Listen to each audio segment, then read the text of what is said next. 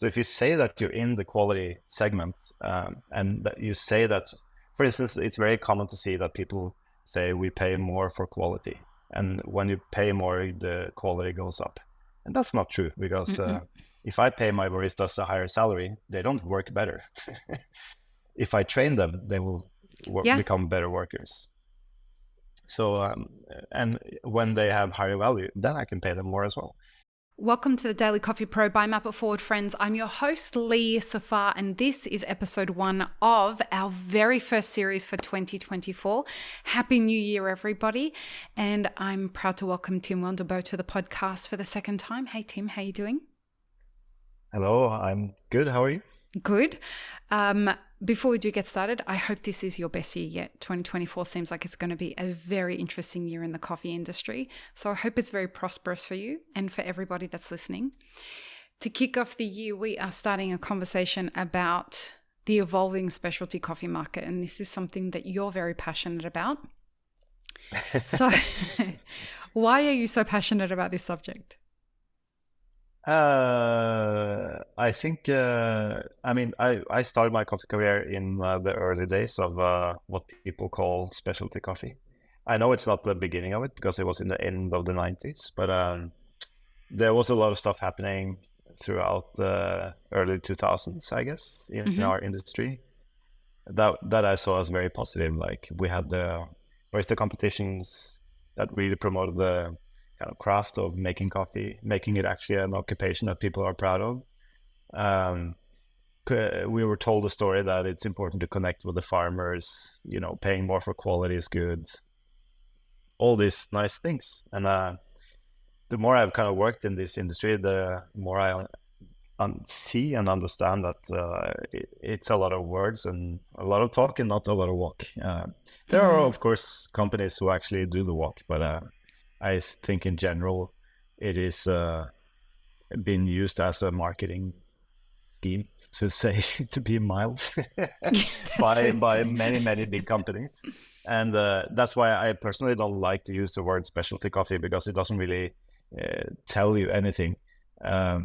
Because when you go to the specialty coffee fairs, you see commercial companies, that are considered by third wavers as being second wave companies, trying to kind of market their, or we call it to put makeup on the bride in Norway. So they're trying to kind of sell something as something greater than it is. And I think, that's not good. It's not right. And it will bite us in our own tail sooner or later, I think. I agree. For the young puppies in the industry who may be new and may not understand the position that you've worked your way through in the specialty coffee spectrum, why don't you give people a brief rundown of who Tim Wendelboe is? Oh, wow. Okay, I started as a barista straight out of high school in 1998. I worked for a chain of coffee shop called Stockflets in Oslo. Started in one shop and then gradually kind of took over and run 6 shops together with a friend. I won the World Barista Championship in 2004, and then kind of started traveling a little bit, consulting, training people, and then decided to open my own company in 2007. So since 2007, I've been importing and roasting coffee in Oslo, and also have a coffee shop, so just one shop. And today we focus on working very closely with the producers we buy from. Not just saying it, we actually do it. And we're going to deep dive into that too. The reason why is because I see it as part of our quality control. So to make sure that the products we buy are top notch, we need to implement good protocols with the farmers we work with, and also to help them create products that we want to buy more of. So that's kind of our main focus now. And I don't need to say anything more. Well, and the brand is globally recognized. This is something that the last time you were on the podcast, you said to me, I just consider myself a barista. I still consider myself a barista. And yeah, which is true. I mean, right? That's true. and it's this kind of approach to your down in the weeds, making sure that when you say what you do, you actually do what you do. And so in talking about what we are talking about in this series, like the evolving specialty coffee market, we constantly hear people come on the podcast and say, what does specialty coffee mean anymore? Yeah. And I guess in this episode, let's define what specialty coffee is and how it's evolving in today's market. Do we have to define it? I think, the problem with the definitions is that it's always interpreted by so many. So yeah. I really dislike to use terms like direct trade, fair trade, specialty, because anyone can, there's no rules to who can use it. You can define it as much as you want, but there's no kind of legislation on how we can use it. I think, in the coming years, there will be more legislation towards what you can and cannot say in terms of greenwashing, social washing. If you say that you're the most sustainable company in the world, you actually have to show for it. Today, you can get away with it. And you can see any marketing around the world, like everyone is the most sustainable, blah, blah, whatever. Yeah. You go to any website and there's always a big part of it that is about sustainability. And still we know most of the companies who talk very loudly about this, especially the big commercial ones, are far from being sustainable. 100%. So I don't think we necessarily need to define it. I think the industry is growing up, the coffee industry in general. It's kind of evolving always.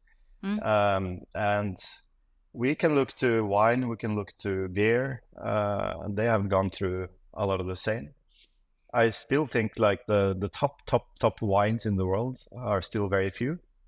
And they don't sell a lot of bottles of the top quality wines. What the majority of people want is like the cheap shit. Cheap wines. And that's the case with coffee as well, Yeah. So, but the problem is that there's a lot of people who try to sell cheap wine as being something fantastic. And that's the same in coffee. Like, I've never met any roaster or producer who don't say that they have the best coffee in the world. Everyone believes they have the best coffee in the world.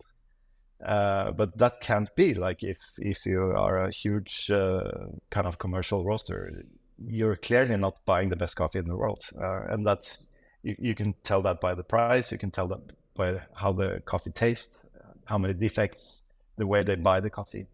There's clearly better ways to do it. So I think the industry needs to kind of grow up a little bit and be a little bit more honest about what is it that we actually do. The big problem with this that I see, at least in my niche, where we are more like independent coffee shops, small chains of coffee shops, small roasteries, is that the focus, at least for the last 2 years since COVID, has been to purchase the lower quality coffee. And people ask for it. I know because I talk to importers and farmers. They ask for like what they call good 84-point coffees, whatever that means. I interpret it as being they want the best possible coffee, but for the lowest possible price. And those two things, there's a compromise there. And then that's okay. It's okay if you need to buy cheaper coffees. I don't blame, there needs to be a market for all types of coffees that are produced, not just the top quality ones. The problem I see is that a lot of the people who buy those coffees still sell it as being the very, very best top quality coffees in the world.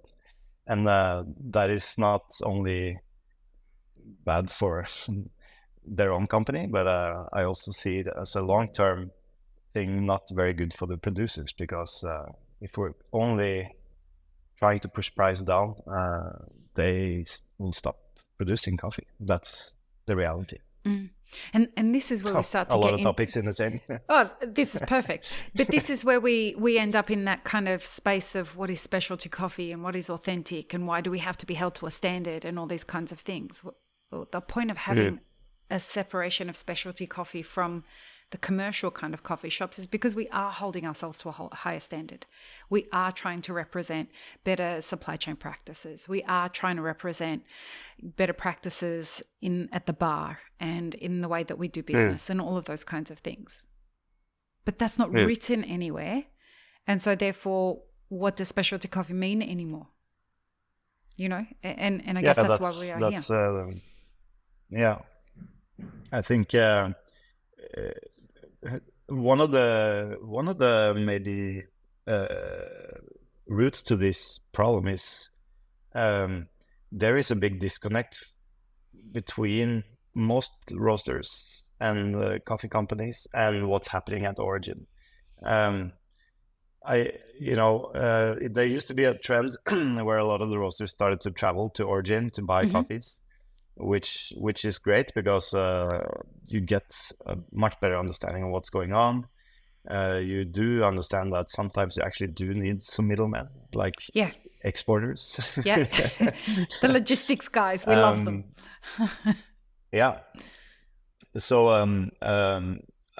and you also you understand why you actually need to pay a little bit more for good quality coffee, because it actually costs more to produce, and there is more risk involved for the farmers, because if you don't buy it for a better price, then he needs to sell it to market price, which is a lower price. And if he has invested more into producing it, I say he, it could also be a woman, of course, but if the farmers invest in producing higher quality, they need to have a customer for it. And if the customers constantly just cherry pick and don't commit to anything, then that creates huge problems at origin that will have long-term effects, because you don't give any incentives to the producers to produce more coffee and more quality coffee.